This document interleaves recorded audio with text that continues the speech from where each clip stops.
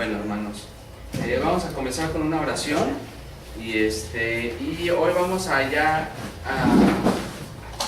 sí que meternos en lo que es, primero voy a hacer una exposición de la epístola, la introducción, y después lo que vamos a hacer es, en el siguiente break vamos a comenzar a hacer exégesis del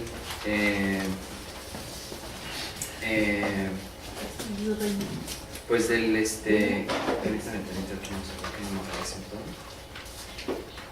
y vamos a hacer una exégesis de algunos versículos. Hoy no creo que hoy definitivamente no vamos a tener tiempo. Miren, yo les voy a ser sincero, no vamos a tener tiempo de ver todo la epístola, obviamente, porque es mucho y de hecho en las clases de seminario a veces para ver toda una epístola pues no se puede, como que esa ya es tarea personal del estudiante y en clase ya nada más se discuten algunas secciones. Entonces hoy estoy pensando, más bien, sí, hoy después del break estoy pensando que analicemos después de la introducción versículos del 6 al 9 y mañana espero, si podemos cubrir todo, que podamos ver algunas otras, al menos otras dos secciones más, ya sea del capítulo 2, del 3, o no sé si alguno de ustedes, hay algún pasaje que ustedes quisieran que se observara, que me puedan decir ahorita, y ya lo puedo ir a trabajar, poder analizar y ya lo analizamos aquí. Si no, pues no hay ningún problema, puedo ver otro. Y bueno, ¿qué les parece? ¿Está bien? Si no tienen algún pasaje en mente, algo así que digan ustedes, quiero saber esto, si no, no hay problema. Yo puedo analizar algún texto aquí. Y bueno, vamos a comenzar con una oración. ¿Qué les parece? Padre Santo, te damos gracias por este día que nos das, te damos gracias por tu palabra, por tu Espíritu que nos ilumina, nos da dirección. Padre Santo, te pido que nos ayudes a entender tu Escritura, lo que tú has inspirado. Y Padre Santo, te pido que nos permitas gozarnos como hermanos y gracias por esta tremenda oportunidad en el nombre de Cristo Jesús. Amén. Amén. Bueno, abran sus Biblias en la epístola de Gálatas. Vamos a ver ahorita de los versículos del 1 al 5. Salud. Gracias. Salud. Gracias.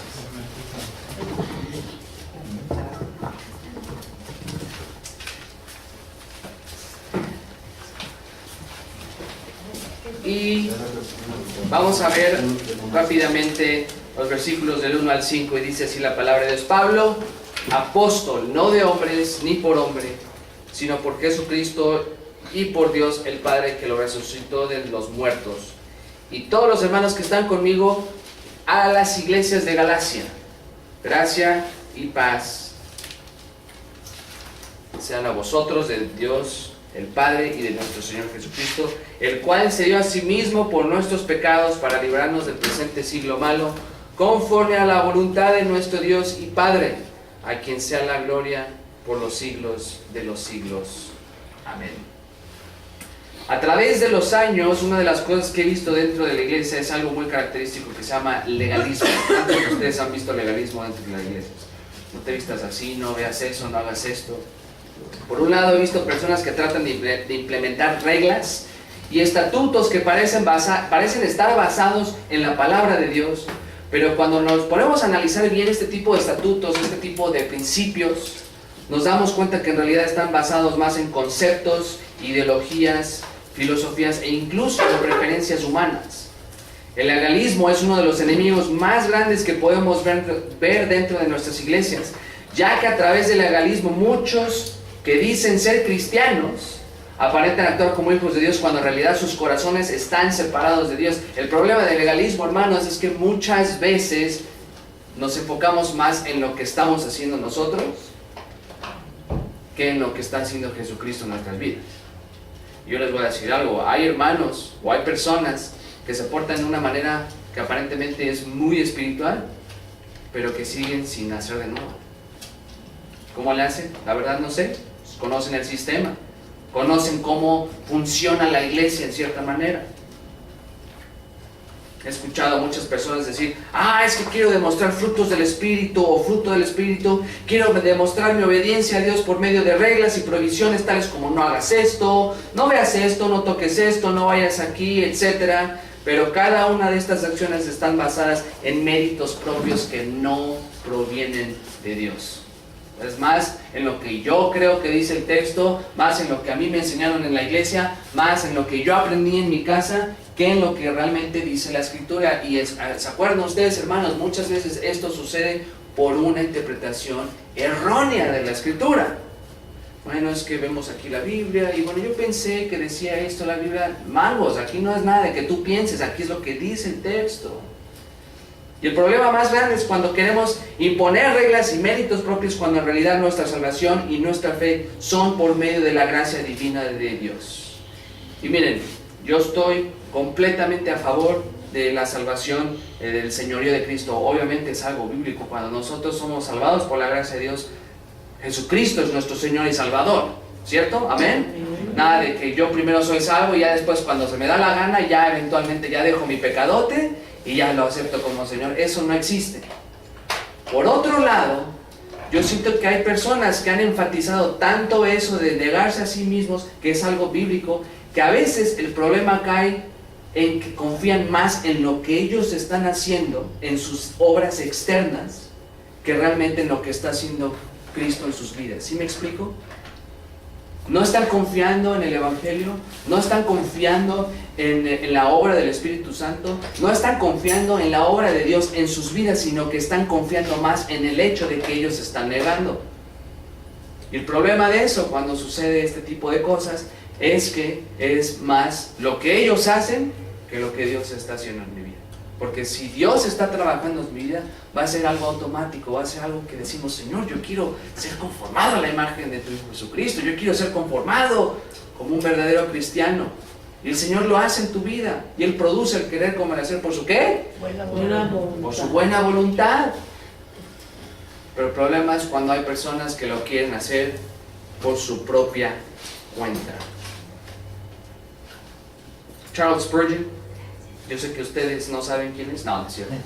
Hablamos a cada ratito acerca de él.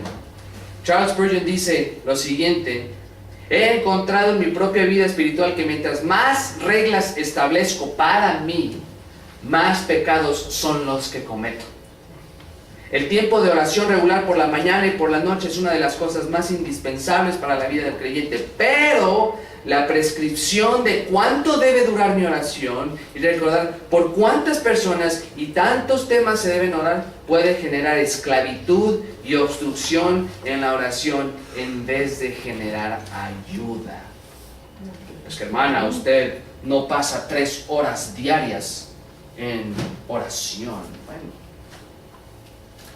no todos tenemos 3 horas, no todos son iguales, no hay una prescripción. Pero sí hay una motivación. Queremos orar porque realmente queremos estar en comunión con Dios, o porque mi pastor, o mi papá, o mi mamá, o quien sea me está imponiendo un número de horas. Miren, yo les voy a decir algo, hermanos, y esto viene de un profesor de seminario y es también pastor de la iglesia de donde venimos. Dice lo siguiente: yo prefiero que una persona lea 1 hora la Biblia a la semana, obviamente en el peor de los casos. Dice, prefiero que una persona ore 1 hora a la semana y que viva lo que ore y estudie la Biblia 1 hora a la semana y practique, y que ese pasaje le cause efecto, a que una persona ore y estudie la Biblia por 10 horas diarias y no esté produciendo frutos. Yo ya les dije, hermanos, la palabra de Dios sirve para 2 cosas: una, para salvarte y santificarte, y la otra, para condenarte y endurecerte. Y desgraciadamente muchas personas van a la palabra de Dios creyendo ser santificados, creyendo ser nacidos de nuevos, y en realidad lo están haciendo más como tradición, y por ende están siendo más endurecidos. Ese es un problema que vemos mucho en las iglesias: el legalismo. Yo no estoy en contra de de que, por ejemplo, cuando estábamos chiquitos, me acuerdo que hasta mis papás nos decían, memorízate tal versículo. Sí, ese es un deseo que como cristianos debemos tener. Pero ¿sabes qué? No tiene que ser una imposición, no tienes que imponérselo a nadie. En lugar de imponérselo, tienes que causar convicciones en la vida de la gente, un deseo de estar cerca de Dios. Mientras más estudiaba y me preparaba para este mensaje, me di cuenta de algo fascinante, y esto lo digo ya que el apóstol Pablo nos da paso a paso el contexto y el propósito de la epístola de los Gálatas de una manera muy sutil, pero hermosa. Hermanos, ¿cuál era el problema principal que estaba sucediendo con los Gálatas? El legalismo.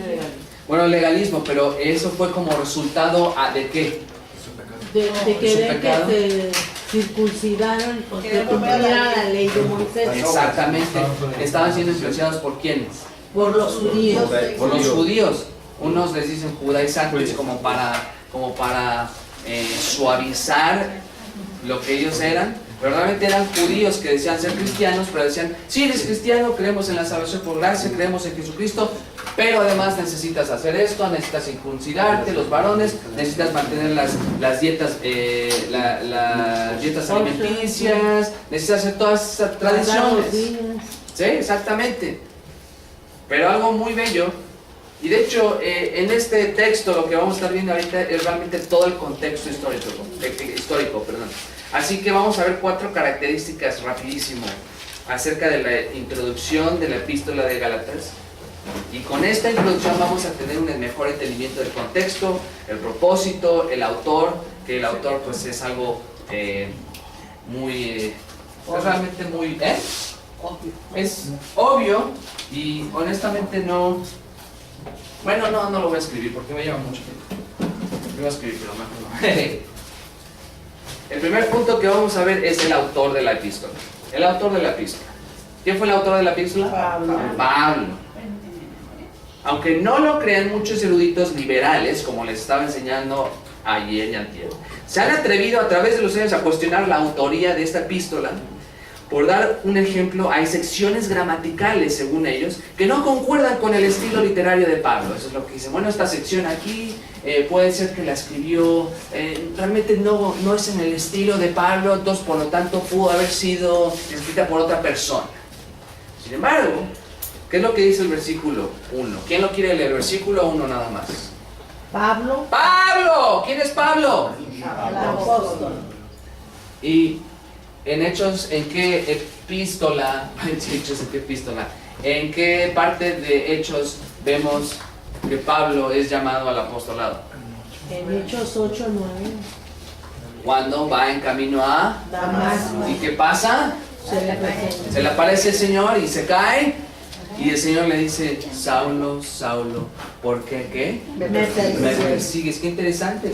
El perseguir a la iglesia es perseguir a Cristo, a su pueblo. Y dice, Pablo, ¿por qué me persigues? Y desde ese momento, ahí no fue de que, ay Señor, yo te acepto, déjame escribirle una tarjetita para que no se me olvide y ponerlo en mi Biblia. No, él simplemente siguió a Jesús. A ver, continúa, hermano. No de hombres ni por hombre, sino por Jesucristo y por Dios el Padre que lo resucitó de los muertos. Amén. Aquí podemos ver, no de parte de hombres, ni mediante hombres. Él no necesitó que los apóstoles lo llamaran, o su apostolado no provenía de hombres, sino que era a través de ¿quién? De Jesucristo. No rifaron o echaron suerte. Aquí, ¿a qué se refiere la palabra apóstol? ¿Hay apóstoles hoy? No. Gracias a Dios que dijeron eso. Claramente podemos recordar que en nuestros días muchas iglesias que enseñan doctrinas diferentes nombran a sus pastores o líderes espirituales apóstoles. De hecho, le estaba diciendo a Aniel que allá en Honduras había una iglesia que se llamaba el Vino Nuevo, y me dio mucha risa porque nunca había escuchado una iglesia con ese nombre. Decía el Vino Nuevo. No estoy criticando ustedes, es más, de hecho no debía haber dicho el nombre, lo pueden editar después, pero no importa.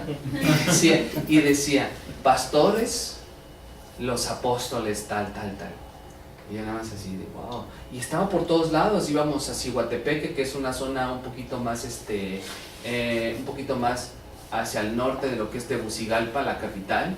Y había un montón de iglesias que decían apóstoles tal, iglesia apostólica tal, donde lo sobrenatural se vuelve algo natural, así casi. Yo decía, wow, que es una iglesia intergaláctica o qué onda. Pero aquí, ¿qué se refiere Pablo con esta palabra? La palabra apóstolos literalmente significa un mensajero enviado en una misión específica para representar a un sujeto.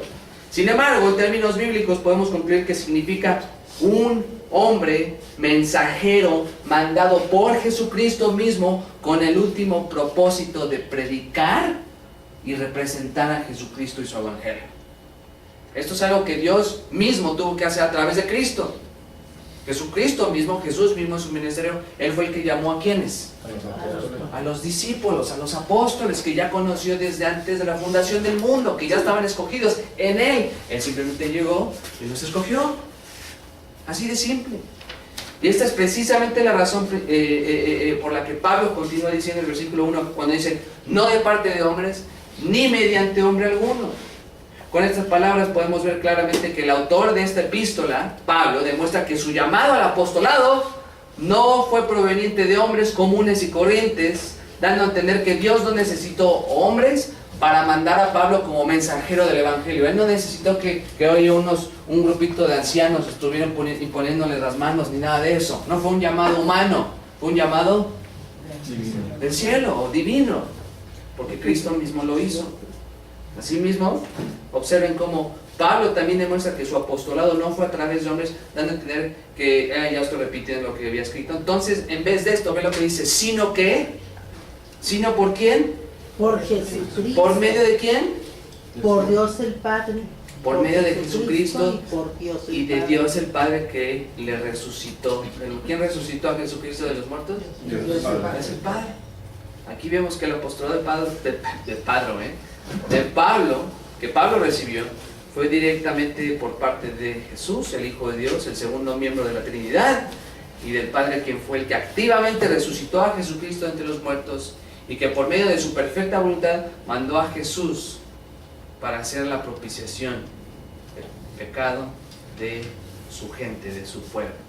Matthew Henry, creo que tú habías preguntado de Matthew Henry, él precisamente dice esto, y cito, Pablo fue un apóstol de Jesucristo, fue nombrado expresamente por él, en consecuencia por Dios Padre, quien es uno con él en respecto a la naturaleza divina y quien designó a Cristo como un mediador.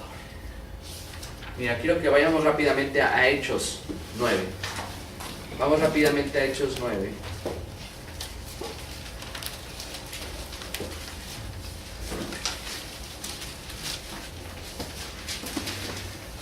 ¿Quién quiere leer desde el 1 al 6?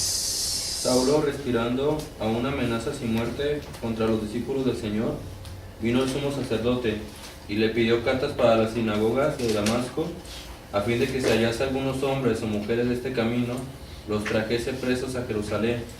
Mas yendo por el camino, aconteció que al llegar cerca de Damasco, repentinamente le rodeó un resplandor de luz del cielo, y cayendo en tierra oyó una voz que le decía, Saulo, Saulo, ¿por qué me persigues?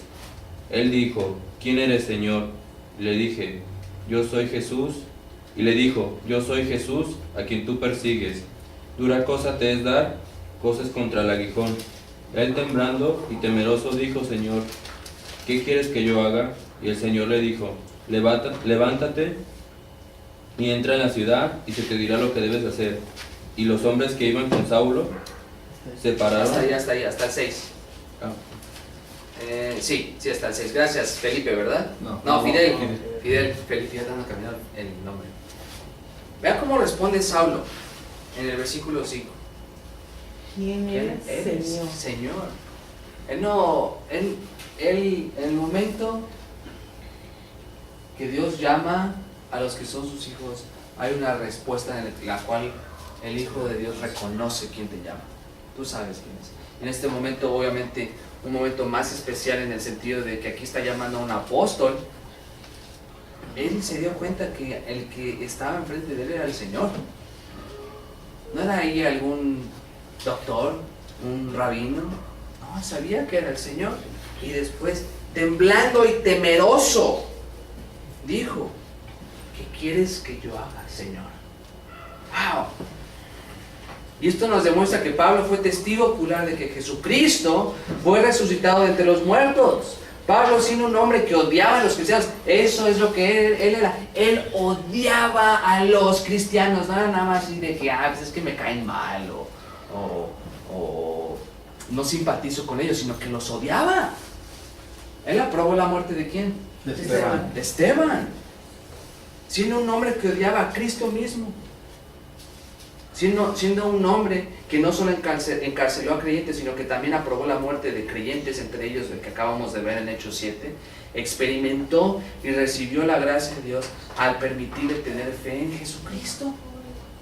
Dios ya lo había escogido a Pablo y confirmó ese llamado de salvación y aún más ese llamado al apostolado en el momento en que lo manda a servirle. ¿Alguna vez les has pasado que vemos personas y decimos, este cuate es bien malo, no, a mí se me hace que el Señor no lo va a salvar? ¿Nunca les ha pasado eso? Esta señora, odiosa, ¿quién la aguanta? Con razón su esposo la dejó.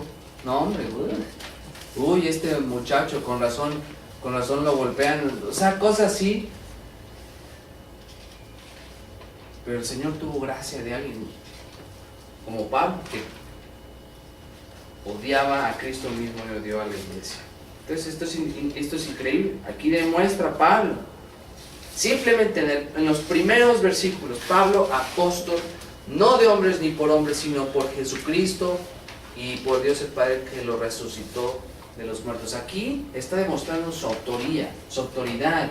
No te está escribiendo cualquier persona. Y si eres un apóstol, ¿qué significa? Que ¿quién últimamente te está llamando? Cristo mismo. Él está continuando. Los apóstoles, ese era uno de los ministerios de los apóstoles, continuar el ministerio de Cristo hasta que todos esos apóstoles en la edad apostólica murieran. Ya después de eso, ya tuvimos el canon. Se cerró, ya no hay necesidad de apóstoles, ya no hay necesidad de que haya nuevas revelaciones, de que profecías, se tuvo una visión, sáquese que eso ya no hay apóstoles. Entonces aquí lo que está Pablo diciéndole a los Gálatas, Pablo, alguien asignado por Cristo mismo, por Dios el Padre. Entonces vemos aquí la autoría de la epístola de Gálatas. En segundo lugar, vamos a ver un poco de lo que es la fecha y la procedencia de la epístola. Aunque no lo crean, estos versículos nos pueden decir mucho acerca de eso. Ahora, ¿a qué nos referimos con la procedencia de la epístola de Gálatas? ¿Dónde fue escrita? Ok, claramente sabemos que el apóstol Pablo fue quien escribió esta carta, pero ¿dónde estaba localizado el apóstol y en qué fecha escribió esta epístola? ¿Dónde estaba y cuándo la escribió?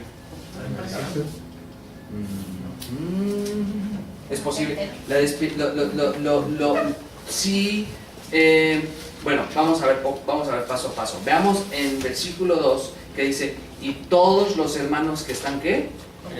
Conmigo a lo largo del ministerio de Pablo, especialmente en el principio de sus viajes misioneros. Podemos recordar que hubieron hermanos en la fe que estuvieron envueltos en su ministerio. Por lo tanto, es evidente que Pablo no estaba solo cuando escribió esto y mandó esta epístola. Ahora, la fecha. Aunque hay varias perspectivas acerca de la fecha en la que la epístola fue escrita, es muy seguro que haya sido escrita en el año 49 o un poco después. Esto es muy importante, ya que para tener un mejor entendimiento acerca de la fecha en la que fue escrita, tenemos que analizar ya estoy hablando como puertorriqueño. Necesitamos analizar la procedencia de la epístola, de dónde viene. Miren, es interesante, ya que muchos comentaristas y eruditos realmente no hacen referencia, no hablan mucho acerca de la procedencia de esta carta. Sin embargo, si nos basamos en evidencias históricas y en evidencias bíblicas, podemos llegar a la conclusión de que es muy probable que Pablo haya escrito esta epístola entre su primer viaje misionero, el concilio de ¿qué? De Jerusalén. El concilio de Jerusalén, o inclusive un poco después del concilio. Ahora, ¿cuál fue el primer viaje misionero de Pablo? Bueno, este primer viaje misionero está claramente escrito en Hechos 13. Vamos a estar viendo Hechos 13. bueno, más bien vamos a estar viendo Hechos en general. Hechos 13.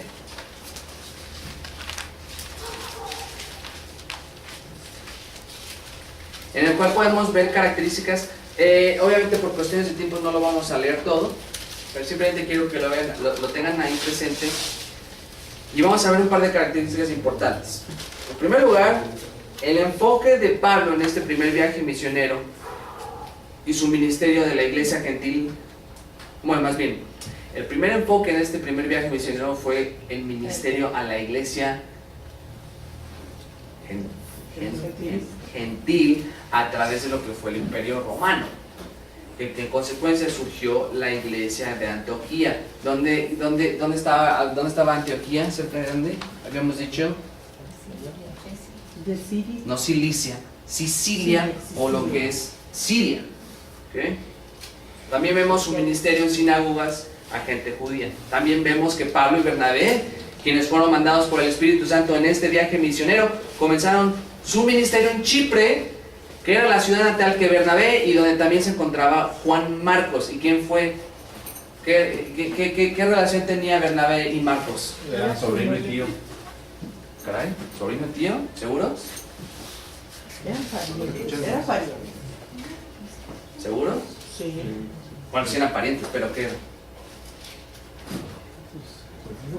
Ahí se los dejo, se los dejo de tarea.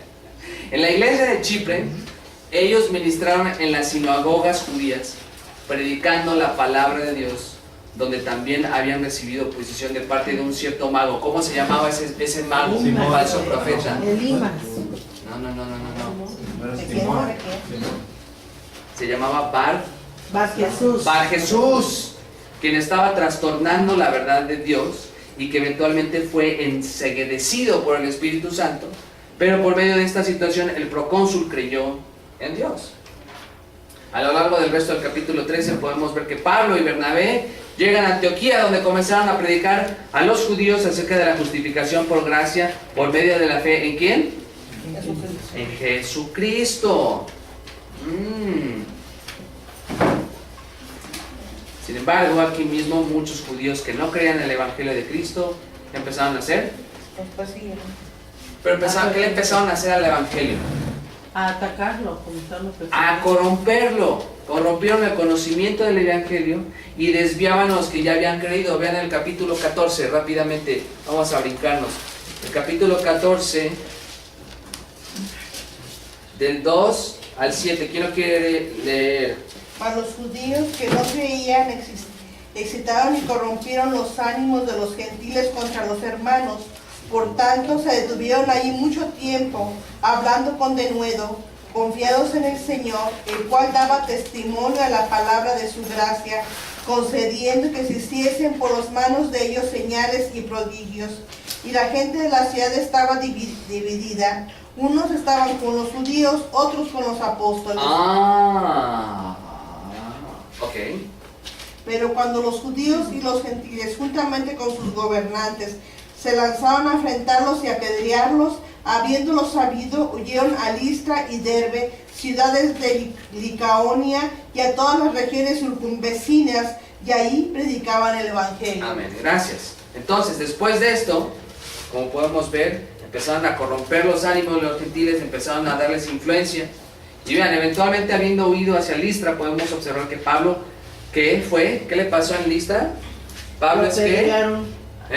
De hecho, muchas personas piensan que cuando lo dieron por muerto, o pensaban que estaba muerto, ahí fue cuando fue su visión o su experiencia, que fue al tercer cielo.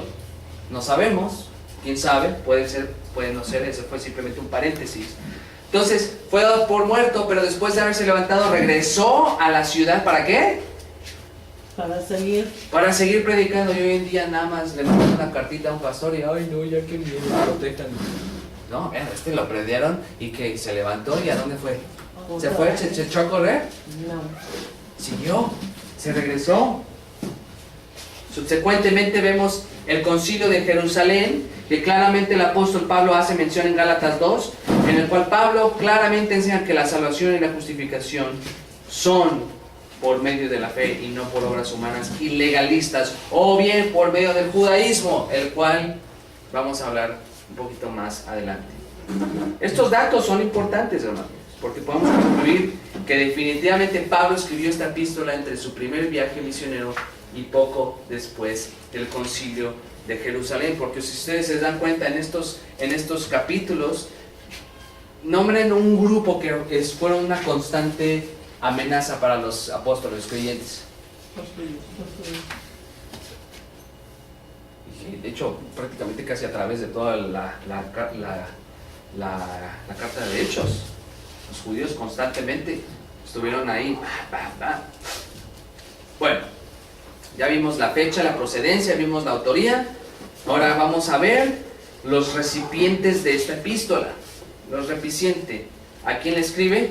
A los hermanos de la iglesia de Galacia. A las iglesias ¿de qué? Galacia. Galacia. A pesar de que tenemos una mejor perspectiva de lo que acabamos de mencionar, vamos a entender un poquito con más detalle hacia quién fue dirigido, porque aunque no lo crean, hay algunas posturas ahí un poquito interesantes. Muchos pastores y predicadores cometen el error, no sé qué me pasó, no sé si me conté con algún puertorriqueño, el error. Bueno, algunos pastores simplemente, o predicadores simplemente dicen, esta epístola fue dirigida a las iglesias de Gálatas, de Galacia, y ya, lo dejan ahí, no te explican cuáles eran estas iglesias. A pesar de que esta declaración es correcta, debemos hacer un mayor estudio para saber con certeza quiénes fueron los recipientes de esta epístola. Primeramente, vamos a ver esto. El término Galacia era utilizado en el primer siglo en un sentido étnico o en un sentido provincial. Vamos a analizar eso. ¿A qué nos referimos con un sentido étnico? ¿Ustedes a qué se imaginan con eso? ¿De la provincia donde están? No. Étnico. Un grupo de gente ¿Étnico de pueblos? Etnia. ya sea aborigen. ¿De dónde vienes? ¿De qué país vienes? ¿Cuál es tu cultura? Exactamente. El término Galicia era usado para describir el área inhabitada por los celtas y los galos, quienes invadieron la zona centro de Asia Menor, provenientes de Europa Central en el año 278 a.C., y quienes eran del mismo origen étnico que los celtas de Francia y Bretaña. Esta es una postura, ¿ok? Si estos grupos étnicos eran de los que Pablo hablaba, entonces quiere decir que su carta fue dirigida al norte de Galacia.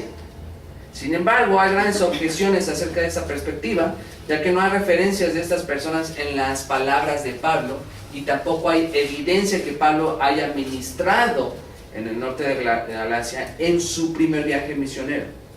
Ahora, es muy seguro que nos referimos a un sentido provincial, y esto es lo que significa cuando decimos un sentido provincial. Generalmente, cuando Pablo hacía referencia a las iglesias que había fundado, él usaba, ¿qué caracterizaba? Algo que usaba él. Su trabajo. No. Las iglesias a las que él se dirigía. No era necesario, o sea, pudieron haber chinos, japoneses, lo que sea. ¿A qué se refería cuando hablaba de unas iglesias? ¿Cómo se refería? A su localidad. A su localidad, exactamente. A su localidad, a su zona. Por ejemplo, en 1 Corintios 16-19, Pablo se refiere a las iglesias de Asia. O sea, no les está diciendo, como les dije, o sea, pudieron haber, porque habían judíos, gentiles, pudieron haber por ahí uno que otro chino, no sabemos, indios. O sea, por ejemplo, en 2 Corintios 8:1 se refiere a las iglesias de Macedonia. En 2 Corintios 9:2 se refiere a las iglesias de Acaya, etc. Por lo tanto, podemos darnos cuenta que Pablo generalmente usaba el nombre de la provincia para referirse a las iglesias a las que él se dirigía, a las que él hablaba, demostrando que eran iglesias localizadas en diferentes provincias en el sur de Galacia. Vean ahí, a las iglesias de ¿qué? De Galacia.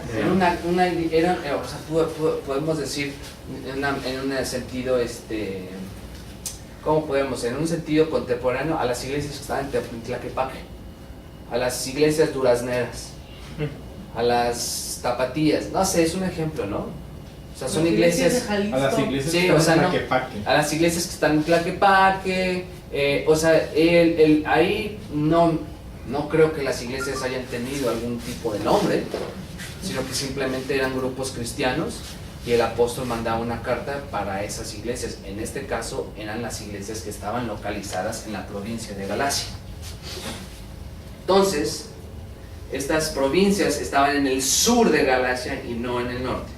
Entonces, como conclusión, podemos ver claramente que el libro de Hechos demuestra que Pablo plantó iglesias en las ciudades del sur de Galacia. Como había mencionado anteriormente, tanto la referencia de 1 de Corintios y las iglesias de Asia, como las constantes referencias a Bernabé en Gálatas 2.1, 2.9, 2.13, podemos concluir que el uso del término Gálatas es provincial y referente al grupo de iglesias que estaban en el sur de Galacia. ¿Sí me explico, hermanos? Los jaliscienses.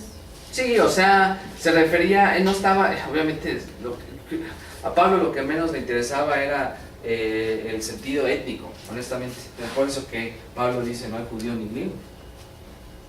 ¿Cierto o no? Pues a él no le interesaba. Y específicamente, históricamente, ahí podemos ver en comparación con lo que dicen Hechos, que Pablo se estaba refiriendo a un grupo de iglesias que estaban localizados en esa área. Ok. ¿Qué nos falta? ¿Algún comentario, hermanos?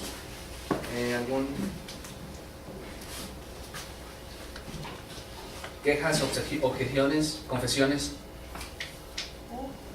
¿No? Bueno, vamos a continuar. Y finalmente vamos a ver el propósito de la epístola. El propósito de la epístola. Versículos 3 al 5 dice así: gracia y paz sean a vosotros de Dios el Padre y de nuestro Señor Jesucristo, el cual, miren, en esta misma salutación, él mismo está, en la salutación, Pablo está dando de antemano ya cuál es el propósito de la epístola, demostrándole ahora sí que el corazón a de lo que se refiere. Vean, gracia y paz sean a vosotros de Dios el Padre y de nuestro Señor Jesucristo, el cual, ¿qué?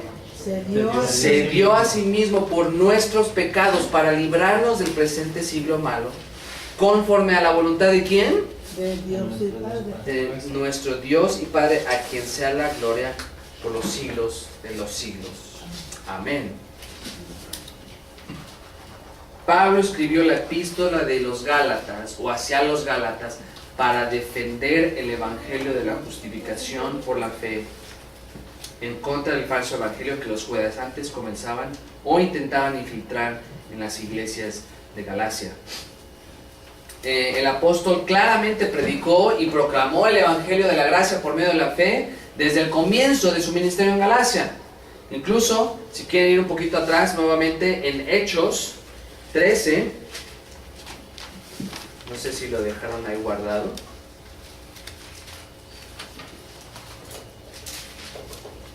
En Hechos 13, vean, ¿quién quiere leer? Bueno, yo lo leo rápidamente aquí, versículo 38 al 39. Sabed pues esto, varones hermanos, que por medio de él se os anuncia perdón de pecados. ¿Por medio de quién? De Cristo. Se os anuncia perdón de pecados, y que todo aquello de que por la ley de Moisés no pudisteis ser justificados, ¿en él qué? Es justificado todo aquel que cree. En la ley de Moisés no pudiste ser justificados, y aún estos hombres querían hacer que la gente fuese justificados a través de algo que no pudieron, en primer lugar ni siquiera lo pudieron hacer. Y seguían molestando, y hasta el día de hoy siguen molestando. Por eso tenemos esas iglesias, ¿cómo se les dice? Judío mesiánico. Ay, por favor, Mesías ya vino. Que ellos no hayan creído, ese es su problema. Pero ahí siguen. La ley, les encanta la ley, pero no les gusta sujetarse a la ley. Es la verdad. A mucha gente, no solamente a ellos. Pablo enseñó tanto a judíos como a gentiles cristianos que la salvación era exclusivamente por medio de la fe, y que la ley de Moisés no podía salvarles. Eso es lo que les estaba demostrando. Estas enseñanzas en un principio creó conflictos con los judíos, ya que se volvieron celosos al ver que Pablo comenzó a ganar reputación y fama, y más sabiendo que los judíos solo andaban tras el dinero y la fama. Eso era lo que más les interesaba. Ese era uno de los problemas más grandes con los fariseos. Nada más querían que los reconocieran. ¿Cómo les decía a la gente? ¿Cómo querían que le dijeran? Maestros. A mí honestamente me choca. Y ahora más con hoy, más estoy en acuerdo con mi mentor y asesor académico. A él le choca que le digan doctor. Le dice, me choca que me digan doctor, porque es un reconocimiento humano nada más. El que tengas un doctorado, que tengas una maestría, no significa nada si estás en Cristo. No significa nada. Pero los fariseos ahí con sus ¿cómo se llamaban? ¿Cómo? Sus filasterías. Caminaban y querían ahí que les vieran. Y, ay, porquería, por favor. ¿Cómo les dice? ¿Cómo les dice Jesús a los fariseos? Ahora, no estoy refiriéndome en un sentido étnico, me estoy refiriendo en sus corazones. Ellos eran, o sea, eso le pasa a los chinos, a los indios, a los mexicanos, a cualquier persona. Y ese tipo de personas nada más quieren el reconocimiento, la fama, el dinero, el poder, la reputación. ¿Y qué les dice? Vosotros hacéis las obras de vuestro Padre. ¿Quién? Entonces, cuando los judíos vieron que Pablo estaba ganando más personas para el evangelio, que últimamente no era Pablo, sino que era Jesucristo, era Dios, el problema comenzó a volverse más personal en lugar de algo doctrinal. Sin embargo, con el lapso del tiempo, estos judíos comenzaron a ponerse a esta justificación por la fe. Y vean qué sutiles, o más bien qué astutos fueron. No nada más se oponían, sino que ya en un momento, pues nos aliamos con ustedes. Sí creemos que Jesús es el camino. Pero también tienes que hacer esto, y esto, y esto. Me recuerda mucho a la Iglesia Católica, ¿no? Sí, Jesús. Si ustedes le preguntan hoy a todos los sacerdotes del Vaticano que si Jesucristo es el Señor, ¿qué les van a decir ellos? Van a decir, sí, Jesucristo es el Señor, y el camino, la verdad, la vida, todo te van a decir eso. Pero también tienes que hacer esto, que la Virgen, la Mediatrix, que los sacramentos, las tradiciones, bla, bla, bla, bla, bla. Entonces, aquí en el contexto de Gálatas, por si esto fuera poco después de que Pablo y Bernabé abandonaron el sitio, falsos maestros que rechazaban el verdadero evangelio de Jesucristo comenzaron a infiltrar y enseñar un evangelio completamente contrario a lo que Pablo ya les había enseñado. Ya se van, entonces estos llegan así felices. Queremos conocer su iglesia, queremos conocer su doctrina. Es por eso que es importante, hermanos, que analicen siempre la gente que quiere llegar a sus iglesias. Esto lo digo como paréntesis, ¿no? O sea, sí aceptamos a los que vienen, especialmente si quieren reunirse para adorar al Señor, pero hay que conocerles también. Es por eso que tenemos membresía en las iglesias. ¿Estás de acuerdo en lo que la iglesia enseña? ¿Estás de acuerdo en lo que más bien la escritura enseña? ¿Esto es lo que nosotros creemos? No, pues que sí. Ok, bueno, ahora eres responsable. No, es que la membresía, que estos son paréntesis, pero hay gente que llega a las iglesias con actitudes así bien piadosas y después les andan causando las divisiones porque empiezan a enseñar sus tonterías, sus cosas humanistas. Ahora, este evangelio, ya lo hemos dicho, constituía que uno como cristiano debía seguir manteniendo la ley de Moisés. Particularmente los varones tenían que circuncidarse para hacerse salvos. De tal modo que estos falsos maestros enseñaban que la salvación era basada en estas obras y no necesariamente por medio de la fe en el evangelio de la gracia de Dios por medio del sacrificio perfecto de Jesucristo. Ahora escuchen esto. Estos falsos maestros eran judíos que creían ser cristianos, pero a quienes Pablo enfáticamente demostró que la imposición de la ley de Moisés como requisito para salvación era completamente inconsistente y contraria a la verdad del evangelio del cristianismo. Es por eso que yo no entiendo cómo hay todavía iglesias hoy en día entre cristianas que todavía siguen tan aferradas que la ley. Sabemos que la ley, el decálogo, la ley de Dios, los 10 mandamientos, sabemos que la ley moral todavía tiene un efecto en la vida del creyente, no porque somos salvos por gracia ya vas a ir a como los antinomianistas, ¿no? Que ya puedo vivir como se me dé la gana, ya puedo tener ídolos en mi corazón. No, sabemos que no. Dios la cumplió, Jesucristo la cumplió en nuestro lugar, pero no porque la haya cumplido significa que ya no es válida.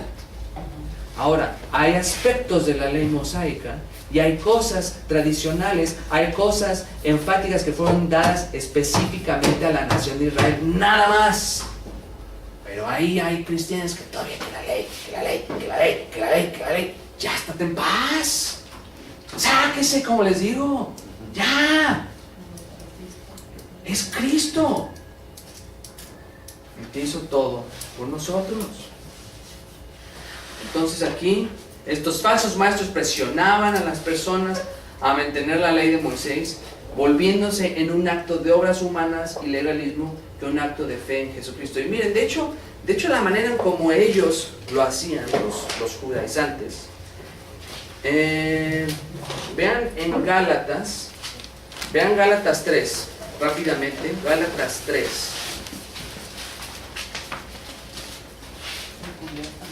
¿Qué es lo que dice en Gálatas 3? 1. Nada más vean el primer versículo. Oh Gálatas insensatos, ¿quién nos fascinó para no obedecer a la verdad, a vosotros, ante cuyos ojos Jesucristo fue ya presentado claramente entre vosotros como crucificado? Alguien que me diga qué significa ser ¿quién os fascinó? ¿Qué significa fascinar? ¿Quién nos engañó? Ok, pero tiene... sedujo?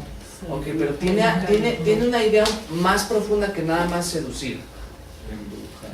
¿Quién se les embrujo? ¿Qué dijiste? ¿Quién dijo embrujar? Embrujar. Es eso, es literalmente hechizar, hipnotizar. De cierta manera lo que estas personas estaban haciendo era plantearles la necesidad de seguir manteniendo la ley mosaica como si los estuvieran hechizando, hipnotizando. Ya están todos los cristianos.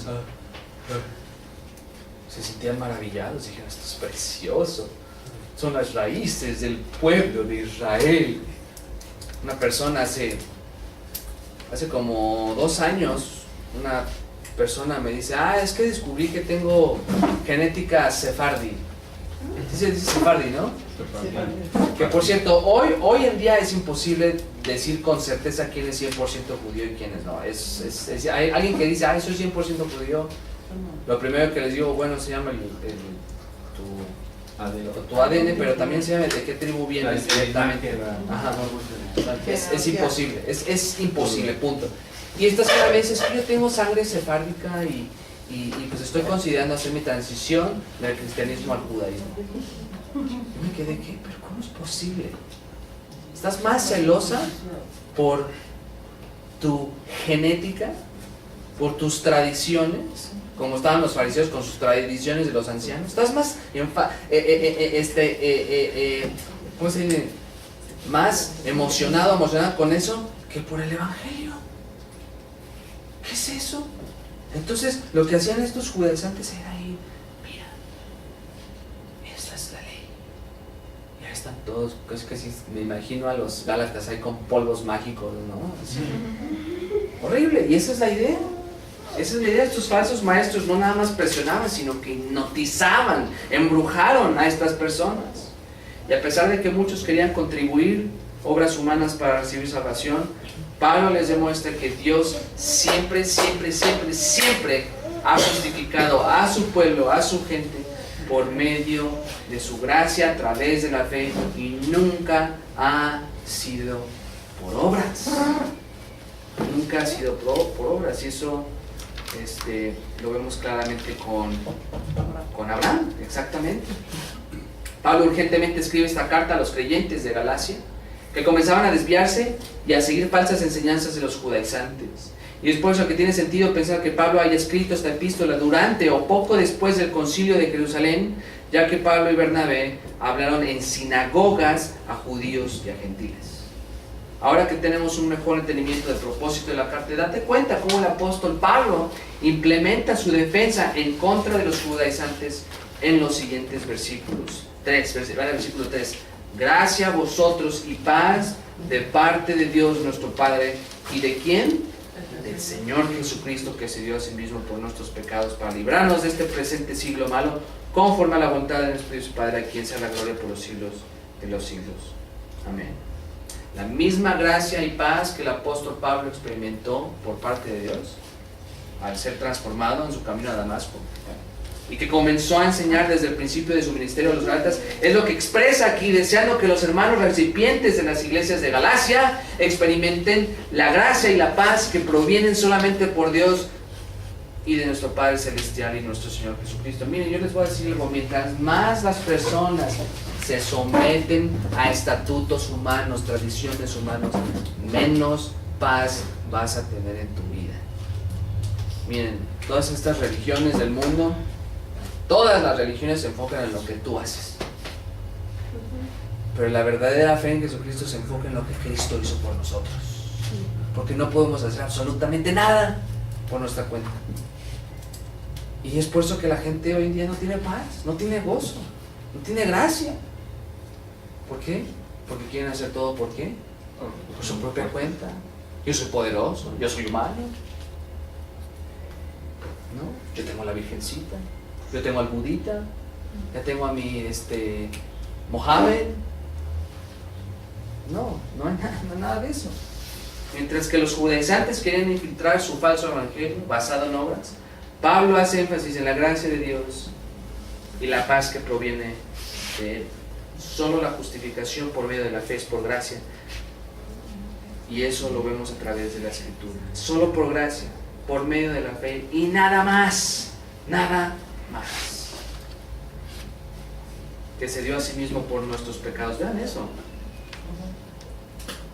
Por causa de nuestros pecados, es una manera que podríamos decir. Ahora quiero decirles esto en paréntesis: que se dio a sí mismo por nuestros pecados. Obviamente los planes de Dios son perfectos, pero Dios desde antes de la fundación del mundo ya tenía destinado a su Hijo para salvar a su pueblo.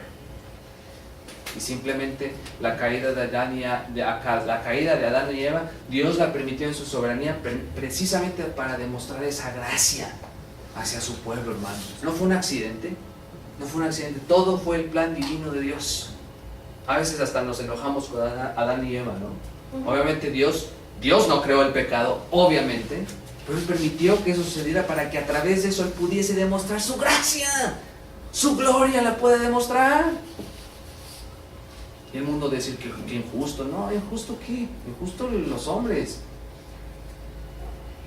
Entonces, por gracia se dio a sí mismo por nuestros pecados. Y bueno, entonces no nos queda tiempo para ver todo lo demás, pero aquí vemos rápidamente.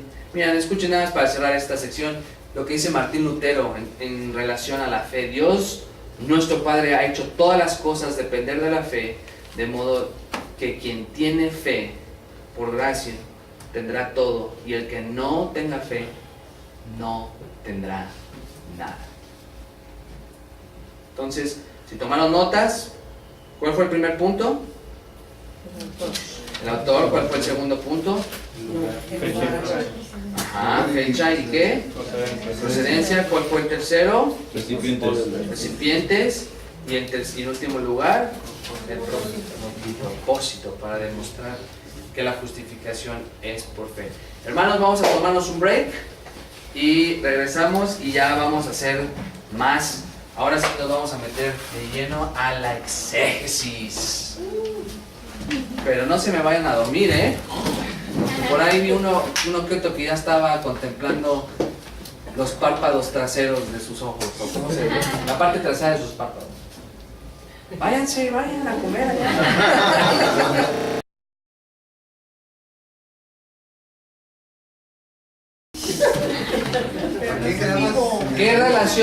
¿Qué relación tenía Marcos y Bernabé? Cheto dijo que era tío y sobrino. Pero lo que dice la palabra. yo. Ese no había leído. Marcos y Bernabé. Va a googlear. A ver, ¿quién quiere leer Colosenses 4:10?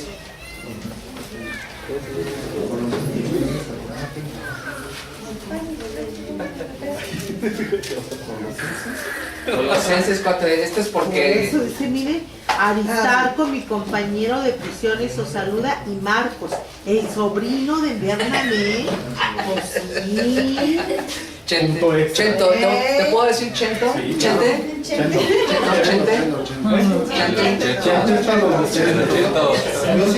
Chento. Ya Sí. ves, hemos que era el sobrino. Entonces digo bien que Punto extra. ¿Cómo se dice? ¿Está bien dicho bienvenidamente? ¿Cómo diría?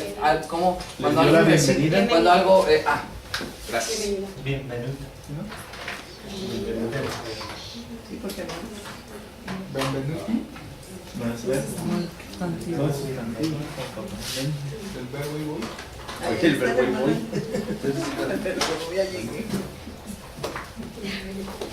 Principal. Cambia de nombre, sí, nos confundimos. Bueno. No digan el real.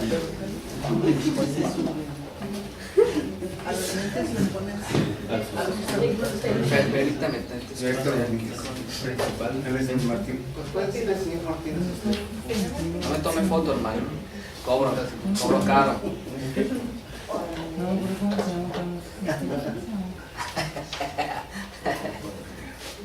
Bueno, ahorita vamos a ver algo muy especial.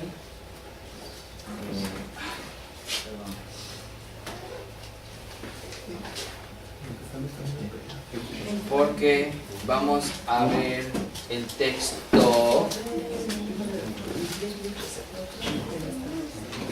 griego. Quiero estar seguro que... Ok. No reacciona. Ya. Lo que no saben es que de hecho les voy a poner una película. Y todos, ¿Vamos todas las luces?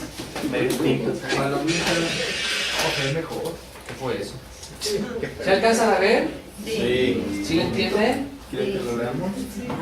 Ok. José Lerte. Texto griego, comentarios. Ahí. No. No, poquito. Ahí. Ahí está. Un poquito más. ¿Más? Sí. Ahí. Más. No, Ahí. ya. No se alcanza Hasta a ver. ahí sí no me va a cubrir todo. Bueno, lo que estoy haciendo ahorita en esta sección es del lado izquierdo tenemos el texto griego, como podemos ver, y si ustedes ven aquí lo que hice fue poner subrayé, o ¿cómo se dice cuando? Marqué los que son los que tienen acciones verbales. Por ejemplo, este es un verbo, este es otro verbo, este es un participio, el que está aquí. Si ustedes se acuerdan en las notas que estuvimos viendo ayer, todas estas tienen algo importante que podemos aprender. Ahora, vamos allá, sin menos prórroga, vamos a meternos en lo que es el texto. Versículo 6, comienza Pablo con la palabra thaumazo. Thaumazo, esta palabra está en el tiempo presente describiendo el estado y lo que estaba sucediendo en la mente y en el corazón de Pablo en ese preciso momento. La palabra thaumazo transmite la idea de asombro al saber algo inesperado. Ahora, esto, algunas traducciones lo ponen como maravillado. Sí, nada, es que a veces maravillado en nuestra lengua española, ¿qué es el problema? ¿Qué entendemos cuando escuchamos la palabra maravillado? Algo le puso algo bonito. O sea, usualmente lo entendemos de una manera positiva. Estoy maravillado con por ejemplo, con Tlaquepaque. Estoy maravillado con La puesta del sol. con esto, o sea, con lo que sea, es algo usualmente positivo. Pero aquí, esta palabra demuestra la situación, eso que estaba experimentando Pablo en ese momento, que era un asombro Y en pocas palabras se podría entender como estoy completamente o absolutamente sorprendido. O sea, estoy así anonadado, o sea, estoy en shock, exactamente. Estoy atónito. ¿Por qué? ¿Por qué estaba atónito? Bueno, no respondan, vamos a ver el texto, Esta es una conjunción que es un marcador de discurso en relación a lo que va a continuar hablando. Este primer versículo lo dividí palabra por palabra y ya después el 7, el 8, el 9 fueron más las frases. Pero por ejemplo aquí estoy tan asombrado, estoy absolutamente sorprendido que outos, este adverbio tan se utiliza como marcador de un grado relativamente, o sea, ¿qué tan? Está enfatizando lo rápido. Vean la siguiente palabra, takeos. Tanto la conjunción como el adverbio se relacionan al tiempo que les tomó a los Gálatas en actuar de una manera que causó que Pablo se sorprendiera o maravillara. ¿Y esta palabra qué es? ¿Qué tan pronto? ¿Qué tan rápido? Pero vean esto, esta palabra no solamente transmite la idea de tiempo y rapidez, sino también la manera, la facilidad con la que los Gálatas actuaron. O sea, no es nada más el hecho de que, wow, fue algo tan rápido, fue algo rapidísimo lo que pasó, sino que fácilmente ustedes se dejaron llevar. O sea, ¿dónde quedó el evangelio que se les dio? Se dejaron llevar así de rápido. Ahora, el siguiente, este es un verbo, metatíthese, y esta palabra que se traduce como hayáis abandonado o alejado, es sumamente fuerte porque no solo transmite la idea de abandonar la lealtad o cambiar de dirección. No es nada más así como que, iba hacia una dirección y de repente ahora ya me voy por otro lado. O no significa nada más, pues ya traía mi colguije de la cruz y después ya lo dejé ahí. No, de hecho esta palabra, abandonado, o sea que tan pronto os hayáis alejado, literalmente significa alejarse y o convertirse en apóstata. O sea, a ese grado estaban llegando los Gálatas. Estaban llegando al grado de qué tan rápido se están alejando con el peligro de llegar a la apostasía. O sea, esto nos demuestra que lo que estaban haciendo los Gálatas no era algo ahí como que se estaban dejando llevar por Hillsong o por Joel Austin o por ¿cómo se llama nuestro amigo Dante Gebel? No es nuestro amigo, obviamente. Bueno, ya saben a lo que me refiero en el contexto de la clase.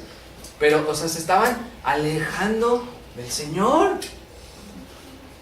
El tiempo presente que Pablo utiliza en este verbo no necesariamente demuestra algo habitual o continuo. No es de que están abandonando algo habitualmente o que lo están haciendo constantemente, sino que aquí Pablo lo que está haciendo simplemente desea establecer el hecho de lo que los Gálatas estaban haciendo.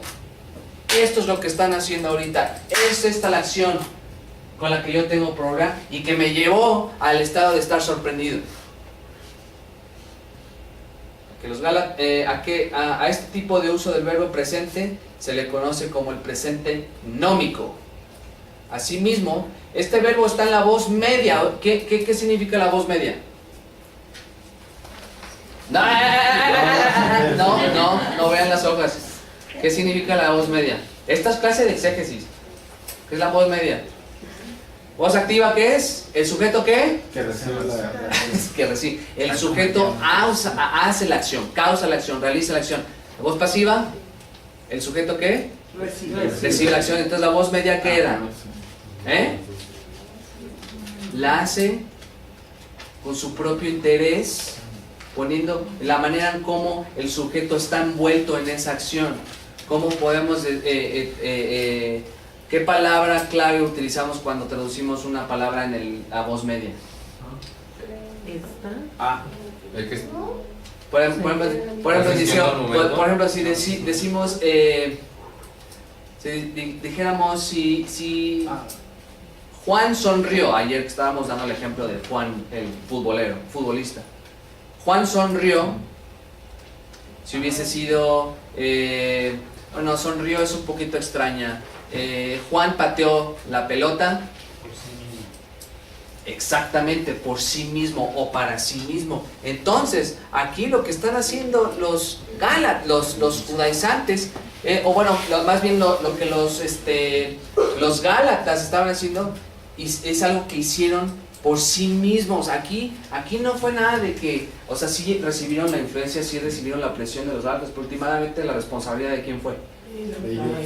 De ellos, cae sobre de ellos. Ya Dios se hará cargo de los judaizantes. Ya Dios los va a condenar, pero la responsabilidad cae porque ellos lo hicieron por sí mismos. ¿Y qué es lo que pasa cuando muchas veces la gente se aleja del Señor? ¿Qué es lo primero que hacen? Porque quiere ¿Qué? el otro Le echan la culpa a otros. Había unos hermanos allá en la Ciudad de México que se congregaban con nosotros y la mamá siempre me decía, es que mi hijo fue tropezado, mi hijo fue tropezado. Fue tropezado y fue tropezado. Sí, hay veces que sí hay hermanos que te tropiezan, pero mira, por más que una persona te tropiece, si realmente eres un hijo o hija de Dios, eso no va a causar que te alejes del Señor. Al contrario, va a permitir que eso lo agarres y que el Señor te demuestre su obra, su soberanía, y que así te vayas y te aferres a Él. Pero no, que es lo que la gente dice, oh, es que me causaron esto, ay, pues es que yo me alejé del Señor porque estos judíos se acercaron conmigo y me decían, no. Tú lo hiciste por ti mismo, tú solo, cállese, nada de que, ay, mi papá, nada. Y miren, algo muy interesante también que podemos ver aquí, de hecho ahorita se me acaba de ir la idea, es lo siguiente. ¿Qué es lo que pasó cuando Adán y Eva finalmente consumaron el pecado? ¿Cuál fue la reacción de Adán? La mujer que tú me diste. ¿Ven la conexión ahí? O sea, Le echó la culpa a Dios. no creo que Pablo esté pensando en Adán, pero en cierta manera, teológicamente hablando, la tendencia del ser humano es siempre que echarse la bolita, echarle la culpa. Y últimamente ahí lo que estaba diciendo Adán, la mujer que me diste, O sea, Dios. o sea, tú me diste esa mujer, yo estaba bien feliz solo, pero tú me la diste. Y Dios dijo, no es bueno que el hombre. Sí, o sea, él está echando la culpa de Dios. Entonces aquí los gálatas hicieron esto por sí mismos. Esta es precisamente una de las razones por las que Pablo, si ustedes se dan cuenta, si ustedes comparan la introducción de esta epístola, que de hecho se me olvidó mencionarlo hace un momento, si ustedes comparan esta epístola con el resto de las epístolas paulinas, ¿qué es diferente de esta epístola a las otras? No, vean ahí. ¿Qué diferencia hay? A los filipenses, ¿Qué? los felicita, les agradece que se hayan enterado. Exactamente, o sea, ahora sí que los reconoce, los exalta. Por ejemplo, a los tesalonicenses, era una iglesia ejemplar, los exalta en su manera en cómo están viviendo el testimonio, en Efesios, etcétera, etcétera. Pero ¿qué es lo que pasa con los gálatas? No comienzan. Luego lo va con el machete, casi, ¿no? O sea, no llega aquí de, hermanito, buenas tardes, Dios te bendice. No, mira, ¿sabes qué? Siéntate, cállate y escúchame. Agarró todo por los cuernos. Como un torero.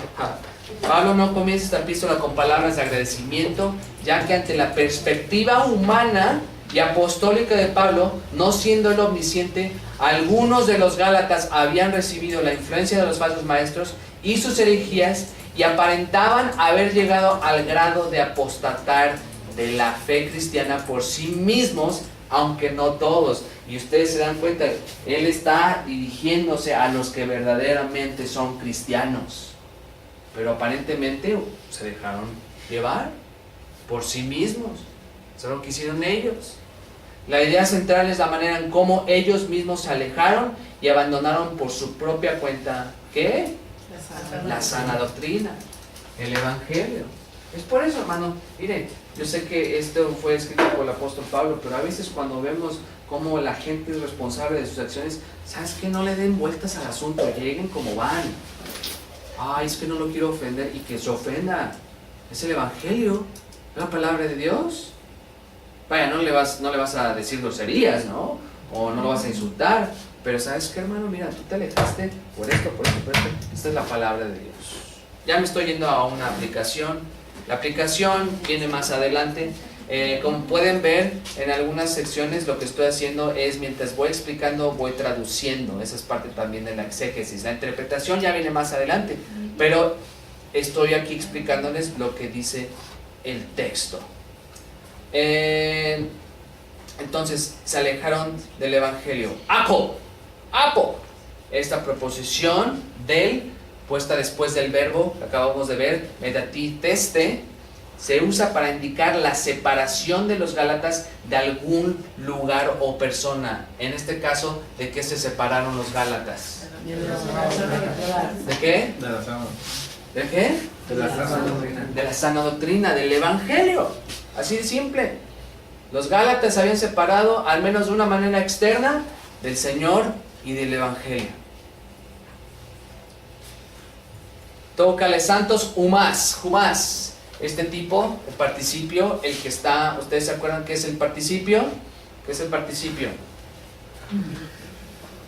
¿Cómo se puede usar el participio? Representa algo verbal, pero se puede utilizar de ¿cuántas formas? Adjetival. Y si es adjetival, bueno, te los dejo de tarea, síganlo estudiando esa hojita, yo sé que es complicado. Pero aquí este tipo de participio, ¿pero si se acuerdan que hablamos del participio? Sí. Ok, eso es lo que quiero estar seguro. Este tipo de participio se usa de una forma sustantiva, o más bien el uso sustantivo del participio se utiliza para reemplazar un sustantivo.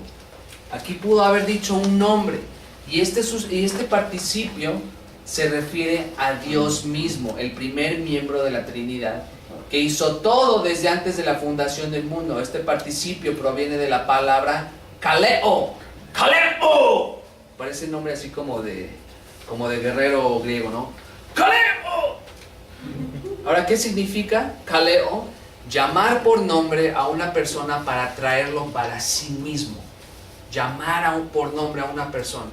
Como cuando un rey llama a sus súbditos, ya sea para servicio o para darles un reconocimiento de algo. Y el objeto directo, si se acuerdan lo que hablamos del objeto directo, el objeto indirecto, de este participio es el pronombre personal ¿a quién llamó Dios? Exactamente. Que realmente significa vosotros, ustedes, humás.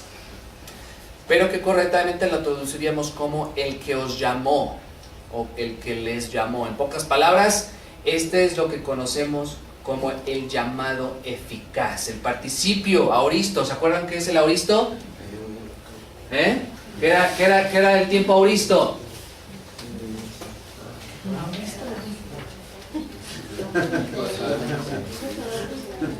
¿Qué era el tiempo aoristo? Depende de las dosis. No, ¿qué pasó? El tiempo aoristo es cuando es una acción que la veía como algo completada, algo terminado. Usualmente se refiere a algo que pasó antes, aunque se puede usar en el presente e incluso en el futuro, dependiendo del contexto, pero es una acción terminada. Entonces, cuando aquí dice el llamado eficaz, este participio aoristo se usa ya que describe o caracteriza. Escuchen esto, hermanos, escuchen esto. Cuando dice el que os llamó, caracteriza la acción que Dios hace al llamar a aquellos quienes Él escogió desde antes de la fundación del mundo. Y en respuesta, el pueblo de Dios responde a este llamado inmediatamente. ¿Qué tan rápido responde tu hija cuando le mandas algo? Bueno, no. Nada más tu hija. Todos, ¿no? De chiquitos. Hijo, ven acá. Hijo, ven. 1, 2. Y nada más vienen cuando les tienes un regalo, ¿verdad? Cuando tienes un regalito, traes una frutita, bueno, fruta no les gusta, pero cuando traes un juguetito, algo nuevo, que ahí van corriendo, ¿no? Pero ¿qué pasa cuando Dios llama a su pueblo? Cuando llama a sus escogidos, ellos responden, ¿sabes qué, Dios? Pues después, ¿no? Mis ovejas. Y en este caso, cuando, bueno, no me voy a meter en ejemplos de los evangelios para no alargar tanto, pero aquí vemos claramente que cuando Dios llama a sus hijos, aquellos que predestinó desde antes de la fundación del mundo, ellos responden inmediatamente. Y al usar este participio, demuestra una verdad muy importante. Pablo se está dirigiendo exclusivamente a los que eran o son realmente salvos, pero que se estaban alejando del Señor. ¿Me entienden? ¿Sí me están entendiendo? Porque si no, no hubiera utilizado esa palabra. Él está siendo general, pero se está dirigiendo exclusivamente a los que son verdaderos creyentes. ¿Por qué? Porque los que no son verdaderos creyentes, pues van a terminar yéndose. Y van a entender, ¿no? Y ni van a entender. Entonces a Pablo lo que le importa, él no sabe, él no es Dios, a él le importa que los que son verdaderamente escogidos agarren la onda. Oigan, pónganse las pilas. Y miren la siguiente frase: en Cristo, en gracia de Cristo. Ahorita vamos a ver, porque aquí esta frase presenta un par de problemas o aspectos que tenemos que analizar. La preposición en relación con el dativo sustantivo carti, que usualmente lo leemos como por la gracia, se podría entender mejor como en gracia. En gracia. Ahorita les voy a explicar por qué. ¿En gracia de quién? ¿De quién es la gracia? ¿Quién es el que principalmente demuestra su gracia? Dios Padre. Dios Padre. La gracia que proviene de Dios. El sustantivo Cristo es probablemente un genitivo de posesión. En este caso, toda esta frase en conjunción con el participio anterior se traduciría: el que os llamó en gracia perteneciendo a Cristo. ¿Por qué? Porque Dios nos llama, pero ¿se acuerdan ustedes lo que pasa en Efesios? Que ya posicionalmente Dios nos tenía ¿en quién?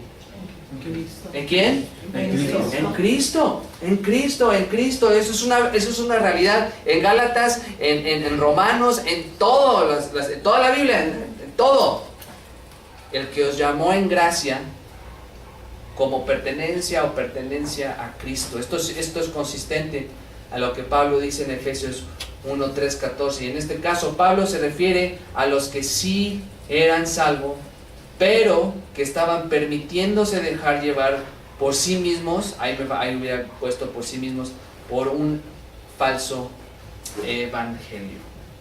¿Sí me explico? ¿Sí están viendo lo que está sucediendo en el texto? ¿Cuántos versículos llevamos? Llevamos apenas uno. Apenas llevamos un versículo. Un versículo y llevo media hora hablando de esto. Ahora vamos a continuar, porque esto está buenísimo. Amén. Eis heteron evangelion. Esta es una frase preposicional. La preposición eis demuestra el propósito o el resultado del alejamiento de los Gálatas. La preposición puede traducirse simplemente por, o en el caso de traducirse para, debe insertarse el infinitivo seguir, tal y como lo hace la Biblia de las. Aquí lo puse al revés. El propósito o el resultado de su alejamiento fue para seguir ¿qué? ¿Seguir qué? Para, aquí literalmente dice para otro evangelio, eso literalmente, pero en español si lo dejamos así como que no tiene mucho sentido. Entonces hay veces ahí donde las limitantes del lenguaje pues tenemos que insertar. Es por eso que algunas veces, si ustedes ven las Biblias de las Américas, a veces ponen palabras en itálicas o en ¿cómo se le dice? Cursiva. En cursiva. ¿Por qué? ¿Por qué las ponen? Porque son como para dar a entender, ¿no?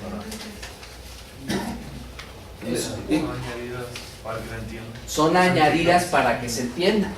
No eran parte del original y esas se complementan, porque si se traduce de una manera absolutamente literal, pues no tendría mucho sentido. Entonces ahí sí hay necesidad de adaptar, pero no estás cambiando el significado. Entonces aquí cuando dice para otro evangelio, literalmente para seguir, o incluso podemos decir para creer otro evangelio, puedes complementar eso, o para recibir otro evangelio, en pos de otro evangelio también, eso me gusta, en pos de otro evangelio. Muy bien. Ahora vámonos al versículo 7.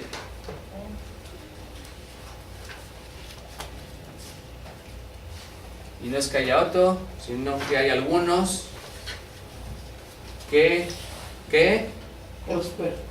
bueno, ahorita ya les estoy pidiendo que lean griego y ya se me... Bueno, vean el versículo 7. O oak estin alo. No estoy hablando en lenguas. O oak estin alo. El comienzo del versículo 7 literalmente se leería que no es otro. Que no es otro. Ustedes pueden ir viendo sus Biblias, no se sientan anclados a ver nada más la pantalla. Yo sé que es un poco oscuro. Con su celular lo pueden alumbrar. Vean el versículo 7. El príncipe. No que haya otro. Que no es otro. Literalmente eso significa que no es otro. Las traducciones usualmente suplementan vocablos como haya, como la Reina Valera 60, y en realidad más evangelio, como la Biblia de las Américas. En realidad no es que haya otro evangelio. Y miren, el pronombre relativo o, hasta parece como que es una palabra japonesa. O, no.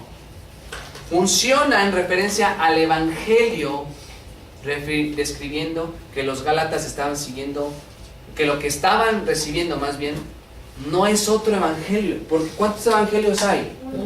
Uno. Ese es el punto. No es que hay otro evangelio, sino que estaban siguiendo algo completamente diferente. De hecho, en el comentario de Juan Calvino, cuando traduce la palabra aló, que es otro o diferente, literalmente dice es algo que no existe, porque no es.